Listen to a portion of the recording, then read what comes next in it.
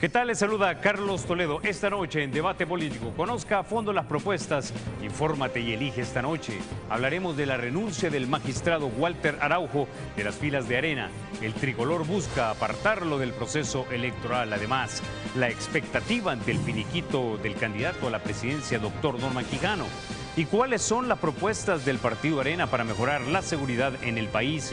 ¿Cuáles son también las principales apuestas económicas de la fórmula tricolor? ¿Y qué le ofrecen a la juventud salvadoreña? En Debate Político nos acompañan esta noche el doctor René Portillo Cuadra, candidato a la vicepresidencia por Arena, y Ernesto Mason, secretario de Comunicaciones del COENA. Conoce a fondo las propuestas, infórmate y elige. Esto es Debate Político.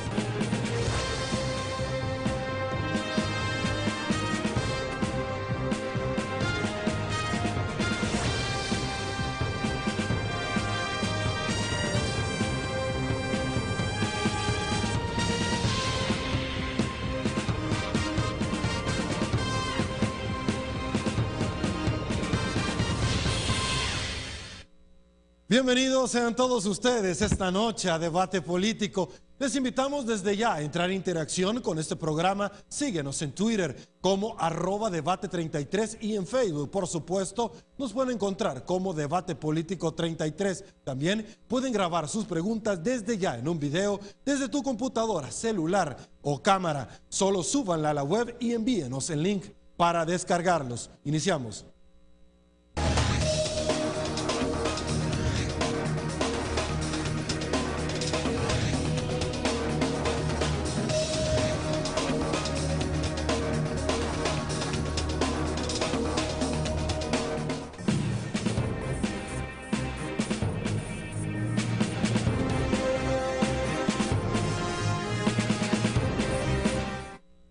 Bueno, gracias Sergio. Antes de comenzar vamos a darle un vistazo a lo que ha estado siendo noticias en esta semana. Vamos a ver un collage de periódicos en torno a los temas principales que vamos a tratar con nuestros invitados. Ahí lo tenemos. Mario Valiente dice, si a Norman no le dan el finiquito por decisión política, volvemos a agarrar los fusiles. Norman Quijano criticó la entrega del finiquito al vicepresidente Sánchez Serén. El candidato Norman Quijano también dijo, el finiquito tendrán que dármelo porque si no se paraliza este país. Y Quijano dijo también tener las manos limpias en torno a las declaraciones que algunos críticos le hacen. 8 nuevos reparos publicó el diario La Página contra Quijano en la Corte de Cuentas.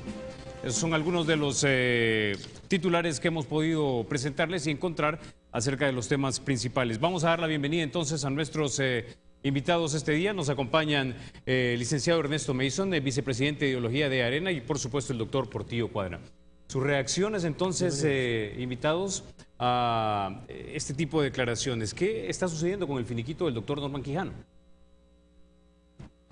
Doctor. Por favor, iniciamos con el que ustedes deseen. Bueno, buenas noches. Muchas gracias por la oportunidad. Un saludo también a todo el público televidente. Un saludo y un orgullo estar junto a nuestro próximo vicepresidente de la República, el doctor René Portillo Cuadra. Sergio Carlos, un gusto estar acá en su programa.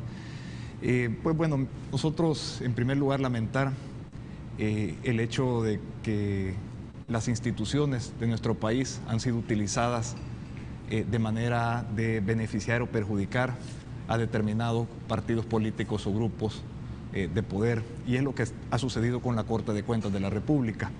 Nosotros recordamos que estaba elegido antes de que la Sala de lo Constitucional de la Corte Suprema de Justicia los declarara inconstitucionales a un secretario general de un partido político, apéndice al FMLN, y un miembro orgánico del partido FMLN como magistrado de la Corte de Cuentas de la República cuando inician un proceso político, a todas luces político, en contra de nuestro candidato con fines de querer perjudicarlo y manchar su trayectoria y la transparencia con que había venido manejando la alcaldía de San Salvador y una gestión tan exitosa que cumplió como alcalde de San Salvador, una alcaldía que fue declarada como la más transparente del país, con un uso de la ley de acceso a la información pública muy apegado al marco de la legalidad. Y esos son los tiempos que debemos dejar atrás, que se use la Corte de Cuentas de la República para generar finiquitos express a quienes no lo merecen y para tratar de detener la extensión de finiquitos o inventar procesos sin sustento, sin fundamento, y ser utilizada como herramienta de chantaje política en contra de algunos candidatos, como es el caso del doctor Norman Quijano. Okay. Doctor, bueno, esto es algo obviamente coyuntural que se está dando. Sin embargo, el presidente de la República no se guardó nada, como pudimos ver nosotros en Teleprensa en la edición, y textualmente, por ser responsable, este programa lo tradujo como tal.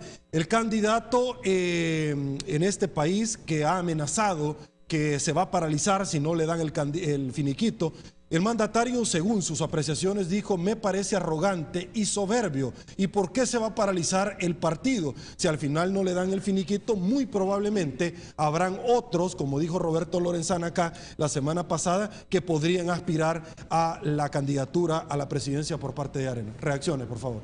Bueno, buenas noches, Sergio, buenas noches, Carlos. Un abrazo fraterno para la familia salvadoreña. En este día de descanso vamos a comentar algunas de las propuestas que la fórmula presidencial que lidera el doctor Norman Quijano y Alianza Republicana Nacionalista traen de cara a los comicios del 2 de febrero del 2014. Pero a tu pregunta, Sergio, quiero decirte de que el doctor Norman Quijano se ha erigido como un líder a nivel nacional. Así lo dicen 27 encuestas que se han publicado, en donde la intención de voto le favorece al doctor Norman Quijano. Las preferencias electorales se decantan por respaldar justamente esa candidatura. Y cuando uno escucha descalificaciones, malos comentarios de parte de algunos funcionarios del país o de algunos políticos, pues simplemente ese tipo de declaraciones se desvirtúan a partir de quien las genera. Fíjate que a mí me llama mucho la atención que hay un artículo en el Código Electoral que dice que se prohíbe a todos los funcionarios y empleados públicos prevalerse del cargo para hacer política partidaria. Eso incluye al señor presidente de la República. Cuando el primer mandatario del país utiliza este tipo de espacios para hacer descalificaciones y para tratar de influir decididamente descalificando a un líder, como es el doctor Norman Quijano, a su gestión como alcalde, uno dice, no me cabe ni la menor duda que se está infringiendo un artículo clave del Código Electoral en el cual se plantea que los funcionarios públicos, ya sean de elección popular o de segundo grado, no pueden prevalerse de su cargo, de su condición, para influir de manera partidaria en la política del país. Yo creo que este tema es bien importante, que el primer ciudadano de la República, el señor presidente, haga un análisis muy detenido sobre su rol, porque en los sábados que él utiliza para su programa, pues se ha convertido realmente en un sábado de descalificaciones, de insultos, de enojos, que va desde senadores hasta candidatos a la presidencia. Creo que este tema se debe de superar por el bien del país. El país necesita una cohesión social de cara a un líder que pueda llevar a cabo un diálogo social entre todas las fuerzas políticas del país. Ahora, yo le hice una aseveración muy puntual y yo le quiero preguntar nuevamente a su persona, porque usted dice, mire, el presidente se está haciendo valer del cargo, pero el único candidato o la única fórmula que el presidente constantemente, y si me equivoco me corrige, descalifica es Arena. Efectivamente, Sergio, esa es la preocupación y por eso te digo que se está infringiendo el Código Electoral, porque él nunca ha arremetido comentarios contra el expresidente de la República, nunca ha hecho comentarios negativos a la fórmula presidencial del partido oficial. Parece que él está jugando un rol más partidario que un rol de estadista, que un rol de conductor del gerenciamiento del Estado. Y eso la población lo ve, lo analiza, lo entiende y en su momento también lo va a premiar o lo va a castigar. Y eso es importante para entender que el señor presidente de la República, a él ya le queda poco tiempo de gestión al frente del país. Y yo creo, por el bien de nuestro querido El Salvador, que él debería de ocupar los últimos meses de su gestión para tratar de hacer lo que no hizo, para tratar de honrar su palabra cuando él habló de la fábrica de empleos, cuando él habló de las 50,000 viviendas, cuando él habló de que iba a privar la meritocracia en el gerenciamiento del Estado, y nada de eso hemos visto. Yo creo entonces de que él se debe de enfocar más al gerenciamiento del país que a involucrarse a calificar o descalificar candidatos y partidos. Ernesto, más allá de las declaraciones que algunos consideran exabruptos del primer mandatario, lo cierto es que el doctor Norman Quijano dijo que el país se paralizaría. ¿Estaba hablando literalmente, figuradamente, o podríamos decir que fue simplemente un traspiés verbal del doctor Norman Quijano? Mira, Carlos, si quieren hacer uso de las instituciones que no deberían de estar partidizadas para fines partidarios, para impedir fuera del marco de la legalidad la candidatura de un candidato, para arremeter contra un candidato solo por el pecado de ser el que está liderando todas las encuestas, solo por el pecado de ser el único que tiene la capacidad para sacar adelante este país, solo por el pecado de ser el único candidato de la oposición en este país, ya que el resto están unidos en ese perverso bloque del FMLN Unidad, unidos por un solo propósito, que es seguirse sirviendo del Estado para enriquecerse a sus fines personales y perpetrarnos acá en un sistema autoritario como es el socialismo del siglo XXI, mientras ellos se benefician, mientras ellos se enriquecen y mientras reina la impunidad en nuestro país. Si eso sigue ocurriendo, sabremos defender nuestra democracia, sabremos defender las libertades que tanto le han costado al pueblo salvadoreño ganarse, y sabremos acudir a lo que sea necesario para que el pueblo salvadoreño tenga elecciones que sean libres y que sean transparentes y que se respete la voluntad del pueblo salvadoreño en las urnas. ¿Qué harían como Partido Arena si la Corte decide no entregar el finiquito al doctor Norman Quijano? Bueno, si la Corte no lo entrega, habría un silencio de ley. En ese sentido, él puede inscribirse sin necesidad del finiquito. Si seguirán utilizando la Corte de Cuentas como herramienta de extorsión política, no lo sé. Yo confío particularmente en el presidente actual de la Corte de Cuentas de la República, Rosalío Toches. Creo que él tiene la oportunidad de cambiar el rol de la Corte de Cuentas, que la Corte de Cuentas se vuelva un organismo técnico que se encargue de velar del buen manejo de los fondos públicos, que se tarde de auditar adecuadamente sin politizar la función y la gestión pública, y que es el rol que le encomienda pues la Constitución de la República. Esperamos que él no se preste, o creería yo que él no se prestaría a seguir utilizando esa institución como herramienta política de chantaje en contra de los opositores de los que estén en el momento.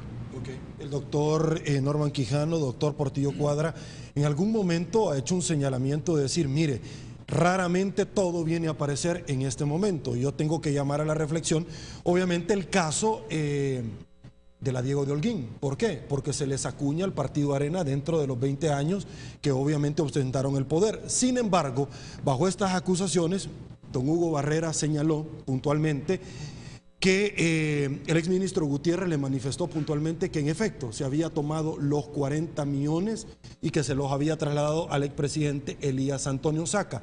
Sendas denuncias por difamación en contra de don Hugo Barrera. ¿Cómo ve usted puntualmente esto en este momento electoral que nosotros estamos viviendo luego de 4 años y medio, pero precisamente ahora es donde se ventila este caso en estos juzgados? Fíjate que el comentario que tengo respecto de ese punto es un comentario eminentemente jurídico. De acuerdo a la legislación penal, el tipo penal difamación no recoge la tipología de las palabras adecuadas de los hechos al derecho de lo que dijo don Hugo con respecto a la figura delictiva. Don Hugo no se convierte ni siquiera en testigo de referencia, sino que en comentarista de referencia, porque resulta que él no le imputa ningún delito a ninguna persona con el comentario. Tampoco establece si lo que ha dicho es delictivo o no es delictivo. Pero por otro lado, llama la atención que él plantea que una persona le dijo. Él en ningún momento ha afirmado o ha negado algo que riña contra el honor de una persona. Es más, cuando hace referencia a la palabra 40 millones, nunca se especificó la licitud o la ilicitud de esa transferencia de los 40 millones. Cualquier abogado entendido en derecho penal, así como tú que te encanta tanto la doctrina del derecho penal, la legislación, la jurisprudencia, entiende con mucha facilidad que ahí no se configura ningún tipo de delito. Y como es obvio, los jueces de sentencia que conocen de esta demanda tienen que darle trámite y tienen que celebrar una audiencia conciliatoria tal como la que se llevó la semana pasada a cabo, y van a tener que tramitarlo, y sin duda alguna en sentencia definitiva compartirán estos conceptos, que son conceptos bien elementales, porque hay gente con mucha capacidad técnica para poder determinar que ahí no hay ningún tipo de delito que perseguir o que castigar. En ese sentido, yo creo que más esto es parte de un hervor de carácter político, electoral, habida cuenta que la persona que se siente perjudicada, pues, es un potencial candidato. Bueno, vamos a ir a nuestro siguiente tema, la renuncia del magistrado Walter Araujo. Vamos a escuchar lo que él nos dijo esta semana. Lamentablemente, aquel partido que amamos e hicimos grande y fuerte para bien de El Salvador ha dejado de representar los anhelos de las más amplias mayorías de los salvadoreños, pasando a convertirse en un cubil de extraños intereses que nada tienen que ver con las necesidades de nuestra patria. La intromisión de algunos de los más poderosos personajes de la vida económica del país en las decisiones internas de Arena ha convertido a Arena en un viejo y no deseado instrumento político que no permite a El Salvador seguir avanzando hacia una evolución democrática más profunda. Mi renuncia al partido Arena no significa bajo ningún aspecto o concepto el paso a ninguna de las afiliaciones políticas existentes. Duras las palabras de Walter Araujo. Sin embargo, él fue el representante de Arena en el Tribunal Supremo Electoral.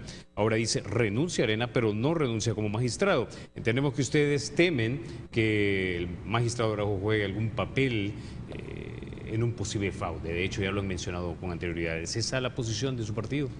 Bueno, él a todas luces ha venido jugando el guión que le ha encomendado el señor Saca y el bloque del FMLN Unidad. Lo viene haciendo desde hace varios meses, arremetiendo en contra de nuestro candidato, de nuestro partido, de la dirigencia de nuestro partido, llevando a cabo una conducta que desmerita la investidura que tiene como magistrado del Tribunal Supremo Electoral, el ente rector de los procesos electorales en el país. Ha venido con su conducta dañando la credibilidad del Tribunal Supremo Electoral y empañando la transparencia del próximo proceso electoral. Nosotros hemos pedido que lo recusen ahora ya por segunda vez. Esperamos que actúen apegados a derecho los magistrados del Tribunal Supremo Electoral y que los separen de conocer de todo aquello relativo al proceso electoral que está en curso. La conducta del señor Araujo, adelantando criterios, mostrando su preferencia a favor de uno de los candidatos, arremetiendo en contra de otro candidato, no es propia de un juez de un proceso electoral, que es el cargo que tiene como magistrado dentro del organismo colegiado del Tribunal Supremo Electoral. Eso, aparte de su conducta de abuso de fondos públicos que también ha salido a la luz pública, los viajes, cerca de $200.000 de viajes y viáticos pagados por el Tribunal Supremo Electoral en estos tiempos que las instituciones gubernamentales deberían de estar en austeridad y sin despilfarrar fondos públicos. Ha salido a la luz pública lo de una plaza fantasma de su cónyuge de $3.547.97 que devengaba en el Tribunal Supremo Electoral.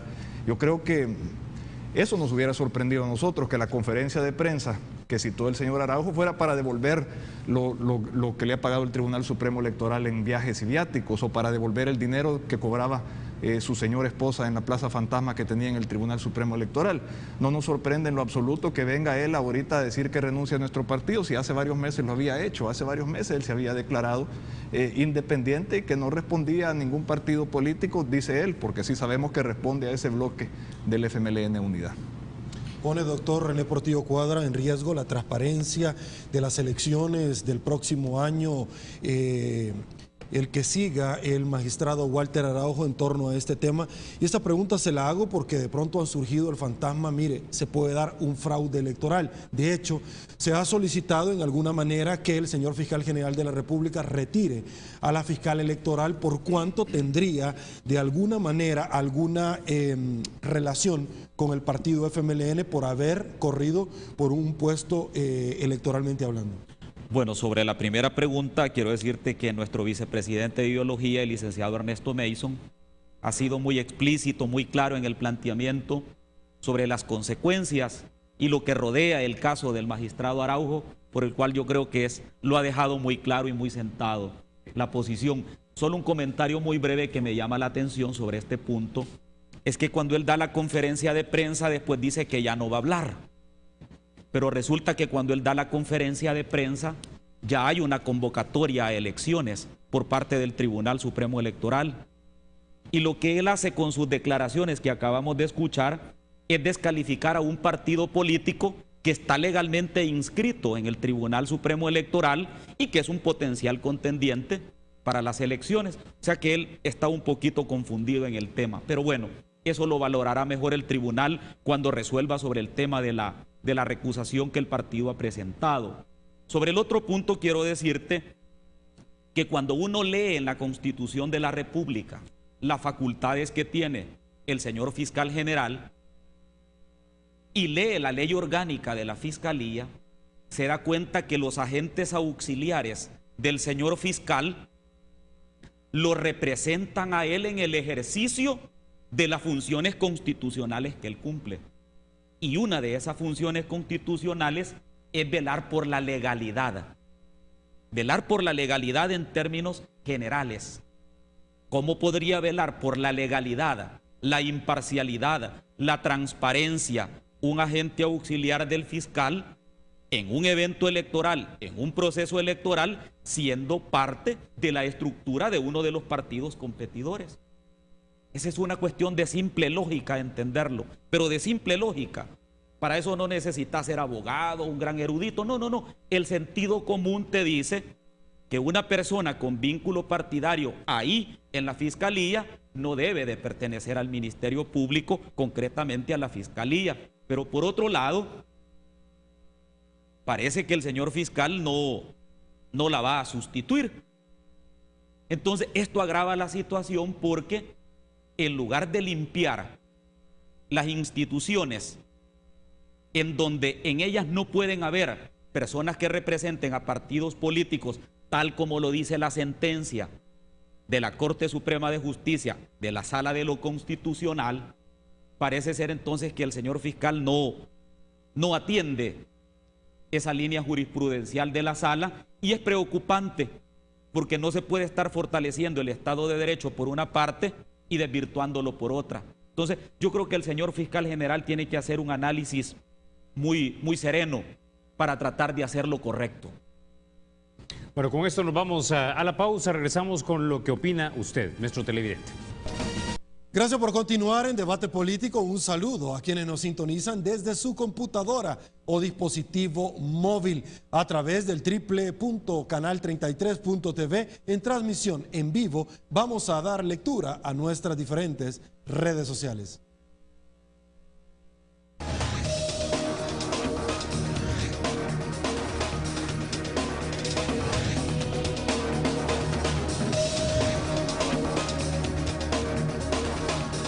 Arrancamos por nuestras redes sociales en Facebook y la pregunta que habíamos hecho para todos ustedes es sobre el ámbito económico. ¿Conoce las propuestas económicas del partido Arena?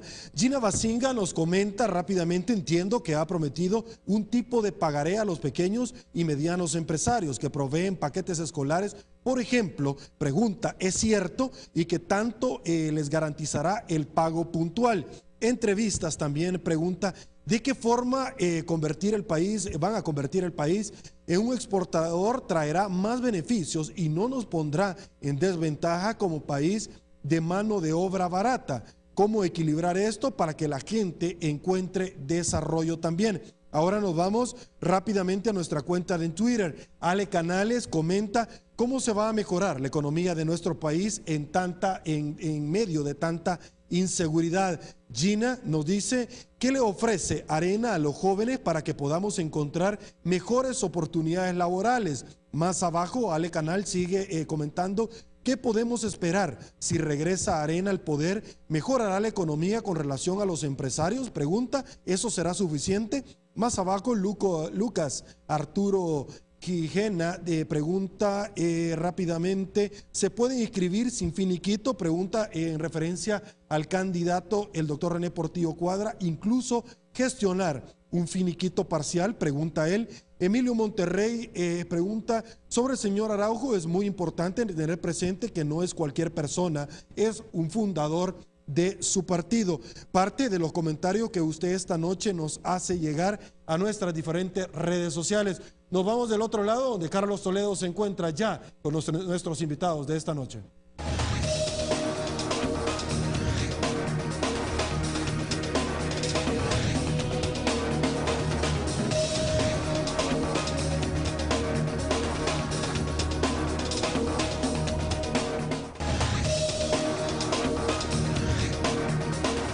Bueno, teníamos ahí las preguntas de la gente. Vamos a pasar ahora entonces con el doctor Portillo Cuadra, quien sería el segundo indicado para respondernos a las interrogantes de la gente en materia económica y por supuesto también lo del finiquito que también salió a relucir, ¿no? Bueno, muchas gracias, Carlos, nuevamente. Quiero decirte que nuestro país enfrenta una crisis económica complicada, quizás mucho más complicada que cuando se llevó a cabo la guerra civil. Nosotros hemos identificado 3 problemas de fondo en el área económica. Uno de ellos es la falta de crecimiento como economía. El segundo punto es el deterioro fiscal en el que se encuentran las finanzas del Estado. Y en tercer lugar, la pérdida de competitividad como país, como mercado. Para eso nosotros hemos identificado 5 principios de acción y 5 áreas temáticas sobre las cuales vamos a trabajar. Sobre los principios de acción, para nosotros es prioridad el crecimiento. En segundo lugar, la apertura de nuevos mercados. En tercer lugar, el tema de la austeridad en el gasto del Estado. En cuarto lugar, la eficiencia y la eficacia en el accionar del Estado, sobre todo en su relación con los privados. Y por otro lado, el quinto punto tiene que ver con la seguridad jurídica, que es un elemento consustancial para el desarrollo de una economía. Cuando nosotros hablamos de las áreas temáticas, estamos diciendo que vamos a recuperar el empleo y vamos a estimular la inversión. Eso solamente es posible cuando en un Estado se cumplen 3 premisas. Una se llama predictibilidad en los negocios. La segunda se llama confianza. Un gobierno tiene que generar confianza. Y en tercer lugar, el concepto que ya mencioné de la seguridad jurídica. Cuando eso no ocurre, entonces estamos en presencia de un Estado fallido, de un Estado que está al borde del barranco económico. Y por eso nosotros hemos dicho claramente que solamente se pueden crear empleos cuando se dinamiza una economía. Y una economía solo se dinamiza cuando hay un gobierno que es capaz de brindar esas 3 condiciones para atraer la inversión extranjera y para estimular la inversión nacional. Pero eso también tiene otro telón de fondo. Es que hay que reactivar los sectores productivos para reactivar la economía nacional. Por eso nosotros hemos dicho que el área temática en la que vamos a trabajar muy seriamente también es el tema de recuperar la sostenibilidad fiscal del Estado. Por cada dólar que se produce en El Salvador, a partir de su economía, 59 centavos van destinados a pagar deuda. Eso significa que somos un país altamente endeudado. Pero no solo eso, no estamos creando las condiciones para atraer inversión extranjera. Fuimos en el 2012 el segundo país que recibió menos inversión extranjera directa en El Salvador.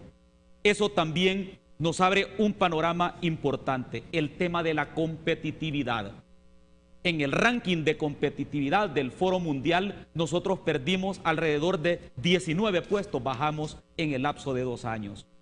Eso significa que nuestro país no es un destino para venir a invertir. ¿Por qué? Porque los costos de producción de los bienes y servicios son altos. ¿Por qué? Porque el empresario tiene que pagar las extorsiones, tiene que pagar seguridad privada, tiene que pagar además altos costos por los fletes, tiene que pagar una cantidad de cosas que en otros países no existen. Pero aparte de eso, no contamos con un gobierno que estimule a la inversión extranjera y nacional a partir de exenciones, a partir de un tratamiento fiscal adecuado para atraer esa inversión. Y eso nos pone en el otro escenario, en el escenario de poner una competitividad sectorial. Nosotros hemos perdido la caficultura. 102.000 empleos directos se habrán de perder en el 2013, dañando aproximadamente a 52.000 familias, que ahora ya no están en el rango de pobreza, ahora están en el rango de aguantar hambre, porque producto de la roya, casi el 70% de los cafetales se perdieron porque hay un gobierno que no se anticipó a poder combatir la roya. Pero ese es solo un ejemplo del grave deterioro que nuestro país presenta. Por eso nosotros creemos firmemente que en el tema de la reactivación económica hay que reactivar el agro, pero no solamente para producir bienes y servicios como materia prima, sino que hay que ponerle un valor agregado, que es la agroindustria. Y eso implica que un gobierno debe de invertir en tecnología agrícola, en capacitación, en créditos accesibles, en un acompañamiento técnico adecuado para poder reactivar el agro. Pero eso también pasa por volver a El Salvador un destino turístico.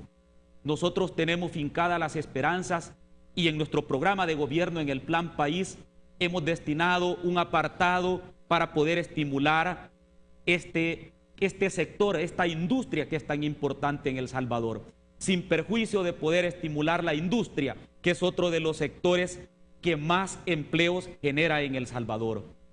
Esto también pasa por nuestro compromiso de apoyo a la pequeña y mediana empresa. De cada 3 empleos que se crean en El Salvador, 2 son creadas por las pequeñas empresas y las medianas empresas. Pero en este momento no hay un acompañamiento del gobierno. Eso es importante para entender que necesitamos una economía dinámica, una economía que no esté gerenciado con criterio político ideológico, sino sobre la base de la competitividad. Señor Mason. Bueno, para que se cumpla todo lo que dice el doctor René Portillo Cuadra, necesitamos recuperar la confianza en el gobierno. Un gobierno que genere confianza es un gobierno que está al servicio del ciudadano, no al servicio de ningún partido político o de grupos de poder. Un gobierno que genera confianza es aquel que gasta y que invierte con transparencia, con rendición de cuentas, priorizando adecuadamente la inversión, priorizándola donde más se necesita, en salud, en educación, en mantener la infraestructura vial, no en caravanas de lujo, no en viajes de 30 y pico de personas, no en 16 blindadas que andan siguiendo a un ciudadano presidente. Un gobierno que genere confianza es un gobierno que cumple con la ley, que respeta el marco de la legalidad, un gobierno que actúa con transparencia, un gobierno que rinde cuentas. Eso es lo que necesitamos generar y es lo que no hay actualmente. Un gobierno que genera confianza es el que busca armonizar a los diferentes sectores, los diferentes poderes del Estado, no un gobierno que confronta permanentemente con los sectores productivos de la vida nacional, o un gobierno que incita a confrontaciones entre los poderes del Estado. Eso es lo que tiene que cambiar para que se cumplan todas las metas económicas que nos estamos planteando y todos los programas económicos que vamos a poner en marcha en el 2014. Una televidente escribía sobre el pago de las deudas del gobierno. Creemos que el gobierno tiene que ser disciplinado en materia financiera, debe pagar a tiempo a sus proveedores, priorizar a los proveedores pequeños, a los micro y pequeñas empresas. Una de nuestras propuestas es convertir el Quedan en un instrumento financiero que le permita a los pequeños y microempresarios poder acudir a los tribunales y a los 60 días no le es cancelado su deuda con el gobierno. Creemos que debe haberse el acceso al crédito a las micro y pequeñas empresas. Para eso debemos dinamizar y potenciar aquellas instituciones financieras del Estado, el Fondo Social para la Vivienda, Fonavipo, el Banco Hipotecario, Banco de Fomento Agropecuario, Bandesal. Debemos de ponerlas al servicio del micro y pequeño empresario, que como dice el doctor Portillo Cuadra, son los que generan 2 de cada 3 empleos. Debemos convertir a los hermanos en el exterior en inversionistas privilegiados en nuestro país. Tenemos el lujo y la oportunidad de tener más de 3 millones de salvadoreños fuera de nuestras fronteras que quieren a su patria, que quieren a su país, se sienten identificados con El Salvador y debemos de darle las facilidades y los incentivos para que regresen, que vengan a invertir acá en El Salvador, a generar crecimiento económico y generar empleo. Ernesto, no puedo dejar de preguntar esto que un tuitero me hizo llegar la pregunta y era ¿cómo va a ser un eventual gobierno de Norman Quijano para transparentar no solamente su gobierno, sino los 4 gobiernos anteriores? Intuyo que se refería a algunos sonados casos tal vez que han sido investigados y que fueron parte de nuestra discusión pública, como el caso de los millones que se perdieron en un momento dado en el IS en los años 90, el caso de Incepro, Fincepro, donde se encontró el culpable, sin embargo no se encontraron la cantidad de millones defraudados, o por ejemplo el caso de CEL y Enel, que en este momento se está investigando, no sabemos si hay corrupción o no en este momento, el caso de ANDA también, y por supuesto el último en la fila vendría siendo el caso de la Diego de Holguín, hoy Monseñor Romero. Pregunto, ¿cómo nos vamos a asegurar para que un eventual gobierno del presidente Quijano no tenga ese tipo de casos que luego se le señalen? ¿Vamos a usar a la Subsecretaría de Transparencia, la Oficina de Probidad, la Corte de Cuentas más específicamente, o qué vamos a usar? Bueno, en primer lugar, cumpliendo con la ley y haciéndola cumplir.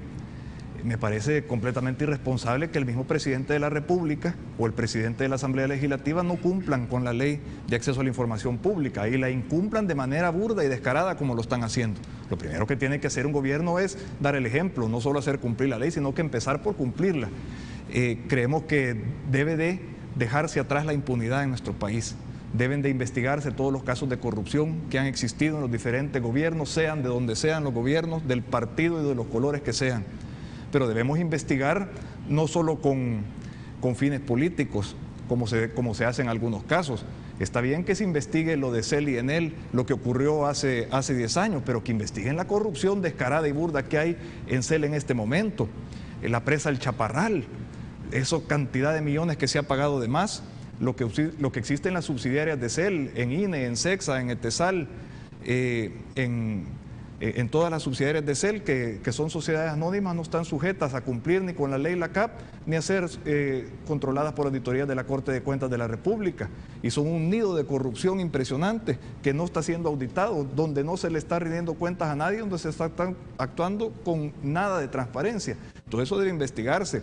La calle Diego de Holguín, qué bueno que haya una investigación en curso, pero ojalá esa investigación se pueda llegar a los verdaderos culpables, a los verdaderos peces gordos. Y si hay que llegar hasta el presidente de la República, pues que se llegue hasta el presidente de la República para determinar a los verdaderos culpables de esos desfalcos del erario público que se dieron, que se están dando en esta y en anteriores administraciones. Okay, doctor Cuadra, el crecimiento económico va ligado íntimamente con la inversión. ¿Cómo puede El Salvador dejar de ser el país en Centroamérica con menor nivel de inversión ante la posibilidad de un segundo compacto de Fomilenio, pero que ciertamente, como decía un amigo televidente que me escribe, parece que está bajando el tono el presidente de la República con el senador Legis? Bueno, mira, sobre el primer punto que aludes, el licenciado Mason se refería muy bien al tema de la confianza como un elemento primordial para atraer la inversión nacional y extranjera, incluso para estimular los sectores productivos. El tema de la confianza es algo sin lo cual un gobierno no puede erigir y levantar su economía. Fíjate que lo que hemos tenido lastimosamente en estos 4 años y medio es un gobierno que ha obstaculizado la inversión. Nosotros nos hemos comprometido y nos comprometemos a partir de nuestro plan de gobierno en eliminar esa burocracia excesiva que frena. Fíjate que nosotros dentro de nuestra propuesta llevamos a aplicar el principio del derecho administrativo, que dice que el Estado no le puede pedir al particular lo que el Estado tiene. Y te voy a citar un ejemplo, el tema de la construcción. La industria de la construcción es una de las más golpeadas precisamente por el tema de la burocracia, y la burocracia crea corrupción.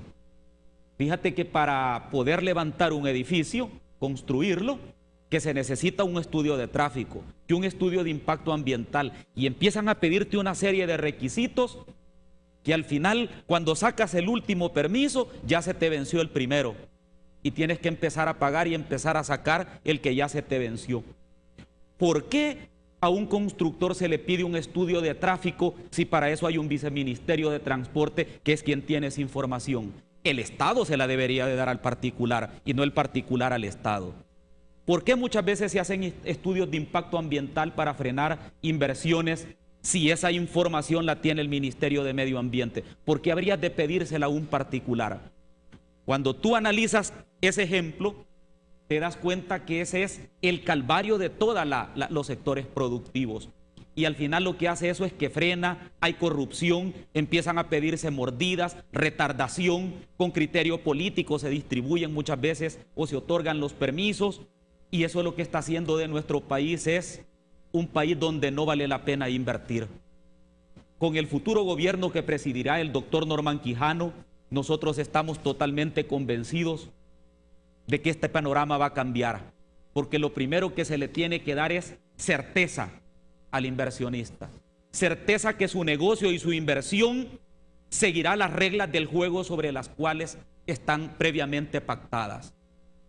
Y eso pasa también porque para poder hacer negocios en El Salvador, las aduanas se han convertido en una retranca del desarrollo económico y social. No se han convertido en un aliado que da seguridad para la importación y exportación de bienes, sino en una verdadera retranca. Y eso hace incluso que los bienes perecederos que pasan por las aduanas muchas veces se pierdan y se pierde el dinamismo de la economía. Quiero decirte que sobre el tema económico hay otro punto que no lo hemos tocado que es importante, el tema de la legislación. Nosotros tenemos una cantidad de leyes que se aplican a casos concretos que solamente se ocupan con criterio político ideológico. La ley tiene que ser un instrumento que facilite hacer negocios en el área comercial. Fíjate que este gobierno planteó hace más o menos 5 o 6 meses un paquete de leyes, de 4 leyes, dentro de los cuales iba la firma electrónica y otras más, y al final ahí están engavetadas. Paquete de incentivo fiscal, ¿sí? Porque parece que no es la prioridad hacer una legislación acorde a la celeridad con que los negocios deben de caminar. Y ahí ves, por ejemplo, el tema de los exportadores, que están totalmente asfixiados. Ser exportador en este momento es vivir un calvario y en la incertidumbre, sobre todo porque les regresan el IVA a los 8 meses, a los 9 meses, y eso le pierde liquidez a las empresas que exportan en lugar de estimularlas. Pero el licenciado Mason aludía a algo bien importante. El tema de cómo se ven afectados los proveedores, los pequeños proveedores de bienes y servicios del Estado, que ahora están prácticamente quebrados. 260 millones de dólares le debe el Estado a los proveedores. Eso es imposible, porque el pequeño productor, el que tiene una empresa pequeña, lo que hace es que va al banco, saca un crédito para tener capital de trabajo. Pero cuando el Estado le retrasa el pago 5, 6, 7 meses, simple y sencillamente quiebra y ahora le están embargando esa pequeña empresa que con tanto sacrificio logró levantar. Entonces, yo creo que tenemos un gobierno insensible a hacer negocios, insensible al desarrollo económico y social, y eso es lo que vamos a cambiar a partir del 1 de junio del 2014. Bueno, el crecimiento económico y la inversión también tiene que ver con seguridad. De esto vamos a hablar al volver de la pausa. Gracias por continuar con Debate Político. A esta hora de la noche les recuerdo la invitación a grabar sus preguntas o comentarios desde su computadora o cámara de video. Súbala inmediatamente a la red, pero envíenos el link acá. Las compartiremos con nuestros invitados. Gracias a Empresas Alba, empresas con finalidad social, les presentamos nuestra siguiente sección de participación ciudadana a través de YouTube. Adelante. Empresas Alba, empresas con finalidad social, presenta la sección vía YouTube.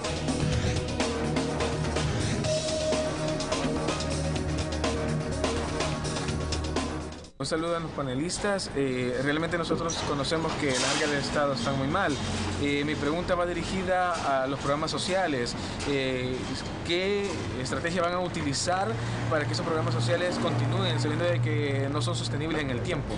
Creo que uno de los principales retos que tendrá el próximo gobierno es ampliar las relaciones diplomáticas con otras naciones, con países que han demostrado que lo que se nos dijo durante años era mentira, que realmente están haciendo las cosas bien. Creo que ya El Salvador no debe de ver únicamente hacia Estados Unidos, debemos ver hacia otros gobiernos que están dando ejemplo en desarrollo social, en desarrollo humano, apostarle más a los proyectos sociales que este gobierno ha iniciado. Quisiera saber qué harán en su gobierno para crear más oportunidades laborales a los jóvenes. Gracias.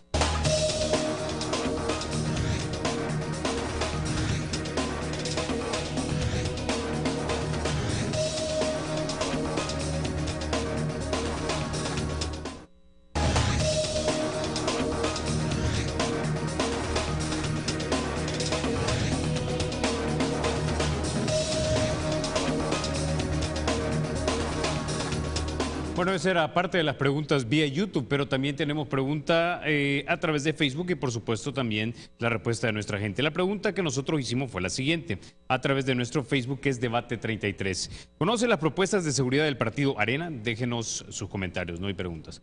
Ana Valeria nos dice, ¿por dónde van a comenzar a trabajar la seguridad si en los gobiernos anteriores fue que proliferaron las pandillas? Alejandro, ¿cómo se va a proteger a los niños en las escuelas para evitar que sigan reclutándolos para ingresar en pandillas? Gina, ¿si estarían dispuestos a acuerpar la tregua si esta fuera la única salida para disminuir los homicidios? Entrevistas, ¿por qué aún no han presentado su plan de gobierno? ¿No creen que los partidos les están llevando la delantera?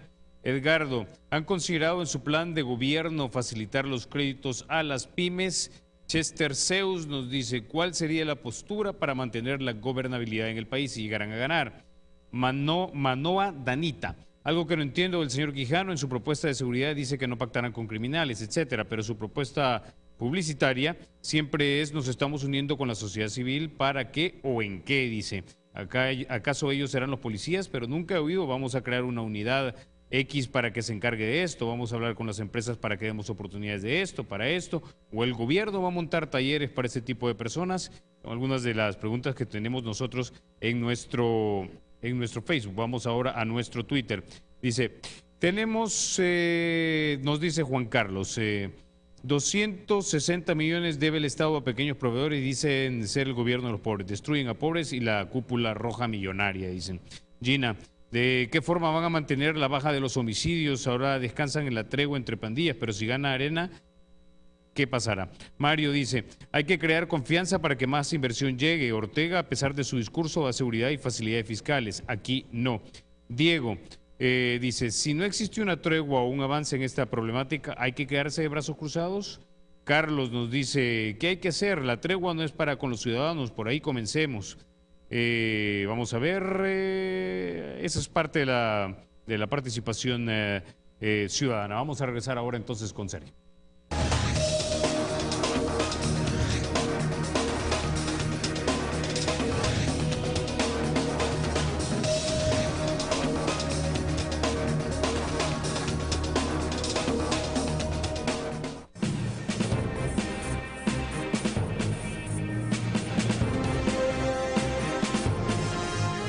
Muchísimas gracias, Carlos. Bueno, déjeme contarle que para iniciar con este tema de seguridad, le vamos a presentar a todos ustedes un video, una nota donde precisamente vamos a recrear todo lo que en alguna otra forma se ha comentado sobre este tema. Antes, por supuesto, iniciar con la participación del licenciado Ernesto Mason y lo que la población salvadoreña dijo, tanto en las redes sociales como obviamente la participación que Carlos ya comentaba. Por favor. Bueno, definitivamente hay una preocupación por el empleo, hay una preocupación por la inseguridad, hay una preocupación por el deterioro en la calidad de vida de los salvadoreños, el deterioro en la prestación de los servicios públicos. Vemos que nuestro país ha venido decreciendo en todos los índices económicos, de competitividad, de transparencia, de pobreza, en todos los índices sociales desde el 2006 a la fecha. El país ha generado más de 600,000 nuevos pobres desde el 2006 a la fecha. Vemos con mucha preocupación, y lo mencionaba anteriormente el doctor Portillo Cuadra, el tema tan importante en materia económica, social y medioambiental para el país, como es el tema de la caficultura. 200,000 familias dependen de la caficultura. Hoy se están quedando sin trabajo más de 100,000 por el tema de la roya y la crisis de precios, y fuimos el último gobierno en reaccionar a la crisis de la roya. Vemos con mucha preocupación que todos los temas están amarrados. El tema de la inseguridad genera a la vez desconfianza, como decía algún televidente. Si no resolvemos el tema de seguridad, del que vamos a hablar en este momento, no vamos a poder salir adelante en este país. Y se necesita una cultura del diálogo, promover un diálogo permanente entre todas las fuerzas vivas, políticas, sociales y económicas del país para lograr esos acuerdos y esos consensos básicos. Y en seguridad es uno de los temas donde debemos lograr ese consenso y ese acuerdo básico, un acuerdo de país sin colores partidarios, para resolver de manera integral con un énfasis en la prevención y logrando una mejor eficacia en el combate y el ataque al delito. Eso es lo que nosotros proponemos en una serie de propuestas que vamos a explicar en este siguiente bloque. Doctor, por favor. Bueno, muchas gracias. Muchas gracias a los comentarios de Alexis, de John, de Samuel y de todos los amigos que nos escribieron. Vamos a tratar de dar respuesta a todos estos temas. En primer lugar, el tema de seguridad no es sinónimo de maras ni de PNC. El sistema de seguridad de un país está integrado por 4 aspectos. 1, las instituciones. 2, las políticas públicas y estratégicas que se utilizan. 3, el financiamiento adecuado. Y 4, algo que se llama evaluación y seguimiento de proyectos. Esos 4 temas es lo que armonizan un sistema de seguridad. Analicemos brevemente el tema.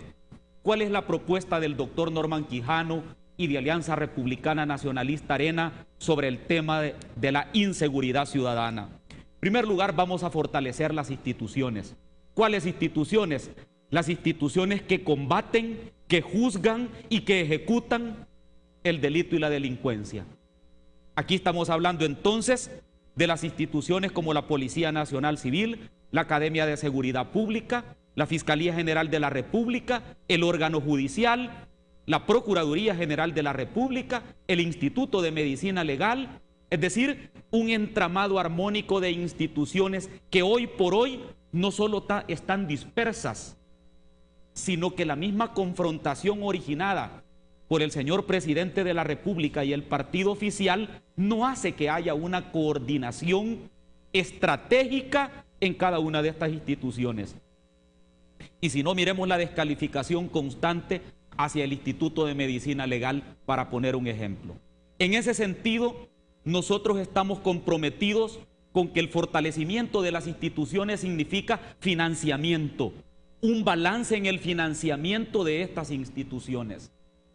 Un ejemplo, mientras la semana pasada se le aprueba un refuerzo al órgano judicial de 2.6 millones de dólares para comprar vehículos al órgano judicial, la policía no tiene vehículos para perseguir a los delincuentes. Nosotros hemos llegado a municipios donde los policías no tienen camas para dormir, donde no hay agua potable en las delegaciones policiales, donde están sacando a los policías porque el gobierno no le paga a los dueños de los inmuebles. El segundo punto de nuestra propuesta es la recuperación de los territorios. En este momento hay territorios en el país donde no entra la autoridad, y quienes gobiernan y dominan son las pandillas. Eso no es posible en un Estado democrático. Para eso nosotros vamos a impulsar 3 medidas. 1, patrullajes constantes. A los policías y a los miembros del ejército en tareas conjuntas, al país le sirven en la calle, protegiendo a la gente honrada y trabajadora, no en los cuarteles, no en las delegaciones policiales. Por lo tanto, el tema de los patrullajes se va a mantener en los cantones, en los caseríos, en los barrios, en los municipios, garantizando la tranquilidad de la familia honrada. Segundo lugar, el tema de las inteligencias del Estado. Vincular estratégicamente el tema de las inteligencias policiales para tratar de compartir un panorama estratégico en el combate del delito. En este momento el delincuente va 3 pasos adelante de la policía. Necesitamos lo contrario, que la policía vaya 3 pasos adelante del delincuente, pero eso solo lo podemos hacer uniendo estratégicamente el tema de las delincuencias. Me quedo acá en la segunda propuesta, Sergio, porque me hace falta desarrollar 6. Todavía 6. Todavía 6 ya la propuestas. vamos a conocer. Vamos a ahondar más en el tema más adelante, pero antes vamos a escuchar a uno de los pensadores en este país más lúcidos tal vez que hay del lado de la izquierda. Es uno de los firmantes de la paz. Escuchemos.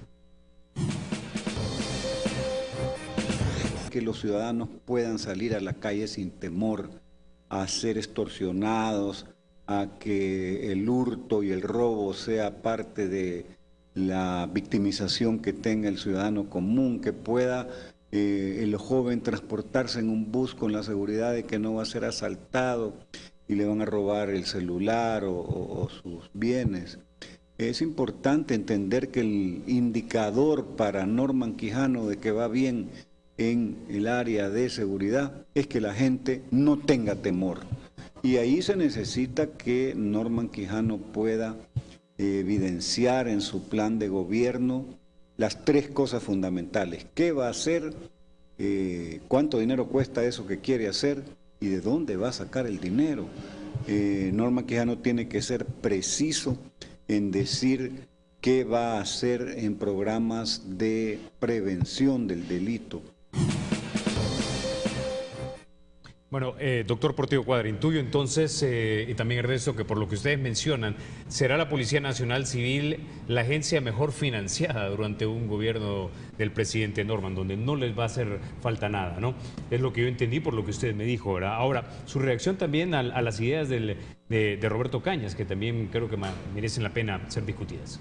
Si me permite, el licenciado Mason solo alude un poco a las palabras de Roberto. Lo dijo muy bien Roberto, muy bien. El tema de la prevención es consustancial al tema de la seguridad. Pero si me permite, Roberto, tomando tus inquietudes, completo un poco y rápidamente el tema de las propuestas, que sin duda aquí está el tema que tú planteabas. En primer lugar, vamos también a fortalecer el sistema de denuncias en sede policial.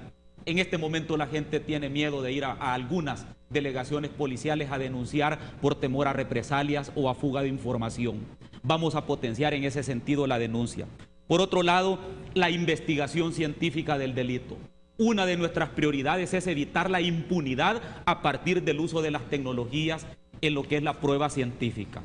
La otra propuesta tiene que ver con levantar un sistema confiable de estadísticas que orienten la toma de decisiones.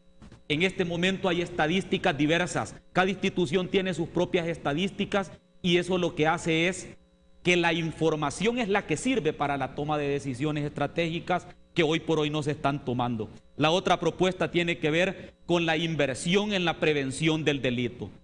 Pero para eso es necesario que haya, en primer lugar, un acuerdo con las localidades, con los municipios, porque el tema de prevención no solo lo puede hacer un gobierno central, sino con la ayuda de los gobiernos locales. Pero eso pasa también por potenciar proyectos específicos. Nosotros vamos a invertir en prevención del delito. Y la forma más eficaz de prevenir es cuando hay espacios públicos, cuando hay educación, cuando hay cultura, cuando hay apoyo en el deporte, cuando hay inserción laboral, cuando hay capacitación, cuando hay oportunidades, cuando hay condiciones para que el joven se mantenga ocupado. Y solo para dar un dato que es importante, ya que este gobierno dice que le apuesta a la prevención del delito. Sería bueno revisar en el presupuesto general de la Nación 2013 cuánto es lo que este gobierno le destina a prevención. 0.07% del presupuesto general de la Nación, o sea, nada. Ese es el compromiso que tiene este gobierno con el tema de la prevención. Pero por otro lado, importante para nosotros el apoyo a las víctimas. Nosotros sí vamos a reivindicar el que las víctimas sean atendidas y para eso vamos a potenciar el Instituto de Medicina Legal, que de hecho ya atiende a las víctimas y con el exiguo presupuesto que tiene no alcanza a cumplir esas finalidades.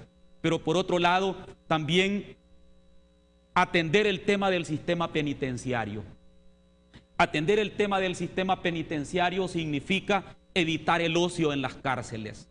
Perfectamente se pueden bloquear las señales para que ya no se sigan extorsionando al salvadoreño desde las cárceles. Eso no se ha podido hacer por una falta de entendimiento entre el gobierno y las principales empresas de telecomunicaciones, donde perfectamente puede haber un acuerdo que satisfaga a ambas partes, pero sobre todo que se eliminen las extorsiones desde las cárceles. Eso es, entre otras cosas, algunas de las propuestas que va a impulsar el doctor Norman Quijano a partir del 1 de junio del 2014. Magnífico, vamos a hacer una nueva pausa comercial acá en Debate Político. Regresamos con mucho más. Gracias por continuar con Debate Político. Vamos a presentarles un sondeo de opinión que nos ayuda a introducir el tema que abordaremos en este bloque. Adelante. ¿No? ¿Por Porque allá hay mucho problema también. No, porque creo que aquí hay oportunidades de salir adelante. Sí, por supuesto que sí, porque hay mejores oportunidades de trabajo que acá. No, realmente creo que todo lo que necesito es acá, mi familia, y no me gustaría estar lejos de ellos. No sé, pienso que tengo la oportunidad aquí, que me dan mis papás de estudiar y la estoy aprovechando. No. ¿Por qué? No. No sé, no me interesa la verdad. La verdad no lo he pensado, en realidad. Porque pienso que se puede, aunque la situación es difícil, pero se puede buscar un trabajo y poderse mantener.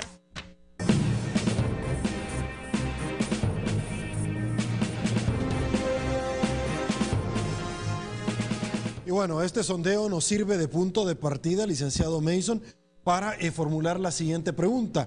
¿Cuáles son las principales diferencias en la oferta que se está presentando de Arena con otros partidos, pero cuáles son las principales propuestas a los jóvenes que ustedes están articulando? Bueno, Sergio, debemos de generarle a los jóvenes la esperanza de este país verdaderamente vale la pena, pero para que ellos tengan las oportunidades aquí en este país debemos de generar el clima de confianza del que hablábamos anteriormente, crear las condiciones de reglas claras, gobierno transparente, facilitación de trámites, eliminación de burocracia innecesaria para que hayan oportunidades de crecimiento y de generación de empleo para los jóvenes. Nosotros estamos proponiendo empleo joven, la facilidad y flexibilidad laboral a aquellos jóvenes que están realizando sus estudios para que puedan obtener también su primer empleo. Incentivos fiscales a las empresas que contraten a jóvenes para su primer empleo. Esto ya está en la ley de mi primer empleo, que fue propuesta por nuestro partido y fue promovida por Arena junto a otros partidos políticos, pero que lamentablemente su aplicabilidad ha sido prácticamente cero por falta de voluntad del gobierno y las instituciones gubernamentales. Debemos hacer una alianza entre el gobierno, las universidades, los tecnológicos y el sector productivo del país para ver a dónde se necesitan técnicos, qué carreras son las que más demanda la empresa privada y cómo reorientar la educación en nuestro país para modernizarla en el sentido de que los jóvenes que salgan de las universidades y de los bachilleratos y de los tecnológicos puedan encontrar una fácil incursión en el sector laboral. Estamos proponiendo la primera vivienda para los jóvenes. El Fondo Social para la Vivienda se va a convertir en el Fondo Solidario para la Vivienda, dándole un enfoque más solidario con los menos afortunados o con las familias más pobres. Y vamos a generar mecanismos financieros y un programa crediticio que le permita a los jóvenes condiciones con incentivos para aquellos que adquieran su primer vivienda. Estamos implementando el programa Solidaridad desde las escuelas, convertir las escuelas en centros de combate a la desnutrición, a la pobreza, brindarles educación de calidad con valores, servicios de salud, alimentación, uniformes, zapatos útiles, etcétera, para promover que los niños vayan a las escuelas y que tengan una educación de calidad, motivar a los maestros. Tenemos el proyecto de poner internet en todas y cada una de las escuelas. Eso le da más accesibilidad y oportunidad al maestro de presentar mejor sus temas y de aprendizaje para los niños. Educación universal hasta el bachillerato, combate a la desnutrición infantil, desde el vientre materno hasta las aulas escolares. Acceso a los estudiantes a una computadora, empezando porque todos tengan acceso a la computadora hasta llegar a que haya una computadora por alumno. Programas especiales del crédito para propósitos educativos. Debemos de fomentar e incentivar a las instituciones financieras públicas, al Banco Hipotecario, especialmente a Bandesal, al Banco de Fomento Agropecuario incluso, para que facilite créditos para la educación y para temas de profundización tecnológica en los jóvenes. El deporte como un instrumento educativo, formador de la disciplina, y también darles el acceso temprano a entrenadores de las diferentes ramas de deporte para que mantener también alejados como elemento preventivo de la delincuencia, alejado de los grupos criminales y delincuenciales. Estimular el deporte de alto rendimiento y su masificación, proyectos de deporte especialmente en las comunidades de alto riesgo. El doctor Portillo Cuadra hablaba de recuperar espacios públicos, parques, etcétera, canchas deportivas. Se recupera territorio, se gana la confianza y se trabaja en integrar las comunidades para que los jóvenes no queden aislados e indefensos ante las organizaciones criminales. Fomentar también la paternidad responsable para ayudar a que hayan niños sanos y seguros desde su niñez. Todo eso es un resumen muy breve pues, de las diferentes propuestas dentro de los diferentes ejes del Plan País del doctor Norman Quijano que vamos a implementar y darle la oportunidad a los jóvenes que se merecen y que quieran quedarse en este país, porque El Salvador vale la pena, pero para eso el gobierno tiene que dar esas garantías, esa confianza, generar esa transparencia también del buen manejo y del buen uso de los fondos públicos y la rendición de cuentas correspondiente para que crean en El Salvador. Ernesto, ¿y de dónde va a salir todo el dinero para pagar por todas esas laptops o computadoras y por todos esos entrenadores que vamos a utilizar a tiempo completo o a tiempo parcial para entrenar a nuestros jóvenes en los diferentes deportes? Solo para citar algunos de los dos ideas que tú mencionabas. Debe haber una adecuada priorización de la inversión y del gasto público, como decíamos anteriormente. Creemos que si se genera austeridad donde no se necesitan recursos y se prioriza a los lugares donde más necesitamos recursos, esos fondos, esos dineros pueden salir. Eliminar los viajes, por ejemplo, esos viajes de lujo. Fue una delegación del Salvador cuando un país comparable al nuestro, Costa Rica, llevaba 4 integrantes, la del Salvador llevaba 37 integrantes. Vemos las caravanas del señor presidente de la República, de su señora esposa, de sus hijos, de su mamá, de diferentes funcionarios del gobierno, esas caravanas extravagantes, cuántas ambulancias, cuántas computadoras, cuántos pupitres, cuánto se pudiera sacar solo de una de esas camionetas blindadas de lujo que ocupa el señor presidente de la República. Ya no se diga cuando se habla de 10 a 15 que usa en sus caravanas. Lo que necesitamos es transparentar, eficientizar y priorizar adecuadamente el gasto público para que los recursos lleguen a donde más se necesitan, a las grandes prioridades que debe tener nuestro país, que es prevenir y combatir la delincuencia, fomentar la educación y una buena prestación de los servicios básicos de salud e infraestructura que necesitan los salvadoreños. Ok, doctor Cuadra, ¿cuál es el principal reto con relación a los problemas de la juventud que deberá de enfrentar el próximo presidente, que la gente así lo decida en las urnas el próximo año 2014? Bueno, tu pregunta la vinculo con un Twitter que manda Michelle Linares cuando habla de en qué consiste el programa sobre el tema de educación que nosotros vamos a presentar. Mira, la primera prioridad, y te digo primera porque existen 2 prioridades más en el tema de juventud, pero la primera es el tema de la educación de calidad.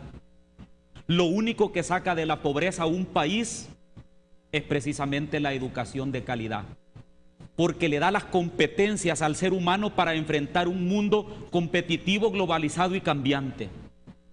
Pero en este momento las escuelas están abandonadas. 170,000 muchachos han desertado del sistema público, no se inscribieron en el sistema público o forman parte ahora de las estadísticas de homicidios. Eso realmente en el país es preocupante. Por eso la prioridad tiene que ser una educación de calidad que le permita a la juventud ser una persona productiva. Eso es vital. Pero para eso necesitamos hacer una reingeniería educativa, orientada a darle las competencias necesarias al ser humano. Cuando nosotros vemos que hay escuelas que simplemente están detenidas con 4 varas de bambú, con lámina y con cartón, escuelas sin agua potable, nosotros decimos, esta debe ser una de las prioridades de nuestro gobierno. Y por eso nosotros estamos diciendo, le vamos a apostar en serio a la educación. Pero aparte de eso, hay un punto muy importante. Educación de calidad significa 4 cosas. Significan maestros incentivados y capacitados. Significan buenos programas de estudio, buena metodología de aprendizaje y buena infraestructura educativa. Eso es lo que no hemos tenido en 4 años y medio. Y eso es lo que te sirve para orientar el desarrollo económico y social del país. Los estudiantes además tienen otra prioridad. Quieren un empleo, como lo decía el licenciado Ernesto Mason. Un empleo que les garantice continuar sus estudios, ayudarle a su familia y realizar sus sueños personales. De cada 10 universitarios a quienes se le pregunta si quisieran trabajar, los 10 te dicen que sí, porque quieren ayudarle a su familia, porque quieren continuar sus estudios. En El Salvador se pierden alrededor de 3,000 becas al año, otorgadas por gobiernos amigos, por organismos internacionales, y se pierden, que son becas de alto rendimiento educativo. ¿Por qué se pierden esas becas? Porque los países que las patrocinan piden que el becario ponga un 30 o un 40% del valor total. Pero lastimosamente no hay un gobierno que le tienda la mano para que este joven pueda irse a preparar, regresar al país y tener una oportunidad. Y el último punto que es importante en el tema de los jóvenes son las pasantías. El mayor obstáculo que tiene el joven para ingresar al mercado laboral es que le dicen que no tiene experiencia. ¿Cómo saldamos ese tema? Haciendo un enganche entre el sector de la educación y el sector productivo. Eso pasa por un convenio entre el gobierno y el sector productivo, que permita que los estudiantes de último año, ya sea de bachillerato, de un técnico, de la universidad o de 9º grado, puedan tener un espacio de pasantías en el sector productivo que les garanticen al terminar sus estudios que van a tener una oportunidad porque conocen el trabajo. Pero eso solo es posible con un gobierno que no esté discutiendo con el sector privado, sino que haga una alianza estratégica que le permita dar sostenibilidad a sus sueños. Bueno, con esto vamos a la pausa, regresamos en minutos con En Pocas Palabras.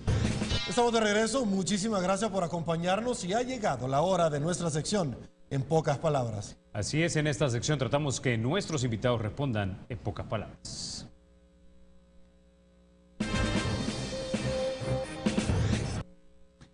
Y bueno, arrancamos, licenciado Ernesto Mason. ¿Qué programas sociales actuales buscará mantener un eventual gobierno del Partido Arena? El doctor Norman Quijano ha sido enfático en decir que va a continuar con los programas sociales, que los va a eficientizar, que los va a ampliar y va a lograr que cumplan su propósito, que es sacar a más gente de la pobreza, no que se vuelvan parches para dejarlos en la pobreza y hacerlos dependientes del asistencialismo o ayuda del Estado. El Estado debe jugar un rol solidario, pero debe ser efectivo para sacar a la gente de la pobreza. Doctor Portillo Cuadra, ¿qué harán con la tregua entre pandillas? La tregua entre pandillas no beneficia a la población honrada y trabajadora. La tregua entre pandillas únicamente es para no agredirse entre las dos principales pandillas, pero siguen extorsionando, siguen desapareciendo niños de las escuelas, siguen secuestrando. No es una opción viable para que continúe en el país. Licenciado Mason, ¿por dónde se deben de comenzar a trabajar los programas de seguridad en nuestro país? Con un alto énfasis y grado en la prevención del delito, con un combate efectivo, empoderando a la Policía Nacional Civil, a la Fiscalía General de la República y a todas las instituciones encargadas del combate del delito y dándole los recursos y las herramientas necesarias a estas instituciones para que puedan funcionar y cumplir su papel adecuadamente. Doctor Portillo Cuadra, ¿hay un compromiso con la transparencia? Efectivamente, nosotros en el mes de marzo firmamos con el doctor Norman Quijano un compromiso por la transparencia, en el cual hemos dicho vamos a respetar el marco normativo, vamos a potenciar las instituciones que tienen que ver con el acceso a la información, la transparencia y sobre todo nuestro compromiso con despolitizar las instituciones que ejercen una Contraloría del Estado en el área financiera, social y legal. Puntualmente una pregunta en términos económicos, licenciado Mason, ¿qué se plantea en relación al tema previsional? ¿Aumentar la edad o aumentar la aportación previsional? El tema previsional es un tema muy complejo que debe buscársele una solución sin afectar a los ahorrantes, a las cotizantes de las pensiones y el sustento que van a tener para su vida post-laboral. Debe ser un mecanismo que sea responsable, donde el Estado vaya haciendo una previsión financiera año con año para generar ese fondo que hace falta y no seguir compensándolo por la vía del endeudamiento público como se ha venido haciendo, poniéndole parches y parches a un problema que viene de hasta hace muchos años. Bueno, con esa respuesta llegamos al final de una nueva edición de Debate Político. Muchísimas gracias, Carlos. Ha sido un gusto haber compartido esta noche contigo. Igualmente, Sergio, vamos a regresar el próximo domingo a las 7:30 cuando nuevamente pongamos en el debate de discusión o en la mesa de discusión los temas más importantes del país. Regresamos entonces el próximo domingo. Buenas noches.